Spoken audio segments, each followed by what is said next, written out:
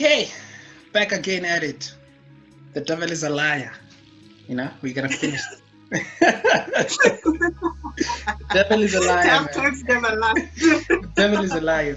We were just having a very, wonderful conversation here, especially about relationships and about how the dynamics of relationships are, especially when it comes to attaching issues of finance into it and everything like that. And not only that, but I've been following the stats essay, stats, especially on marriages, and the divorce rates are so high in our country. And one of there are two factors, the most two common factors that actually are attributed to that. One is sex and the other one is finances. So it goes to show that even in that space, finances can play a very. So as someone who is, you are in business and everything like that, and the issue of finance is a big issue for you and everything like that. In fact, everything else, you get what I'm saying, and maybe the way you're going to be approaching your relationships and everything. How important is it to have those communications in a relationship setting? Or before a relationship starts, or maybe in the relationship and everything like that.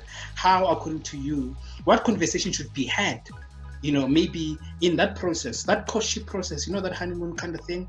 What conversations there should be had, so that maybe we avoid the the intimidation or anything of that matter.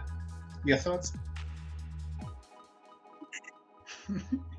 So I think the most important thing is to establish a person's financial practices, like their financial literacy, like the way they handle money. For me, that's the most important, more than how much money does somebody have. You know what I'm saying? So things like, is this person into value creation or into consumption? Sure. You know what I'm saying? Sure.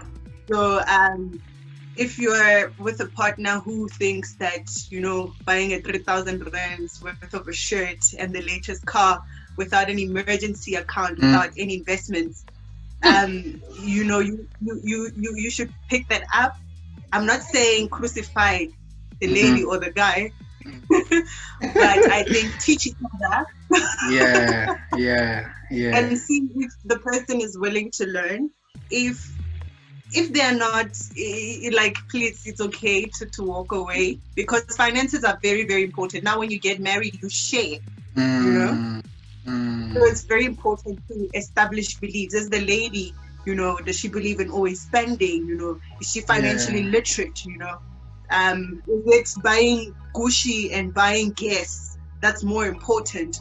Or, we play, this is getting serious. Let's start planning for our kids, stuff like that. So it's very important to get to know the person's mindset during that phase. Sure. I don't think it's a phase for you to own anybody during the honeymoon phase. It's a phase to get to know who you're dealing with and then take it from there.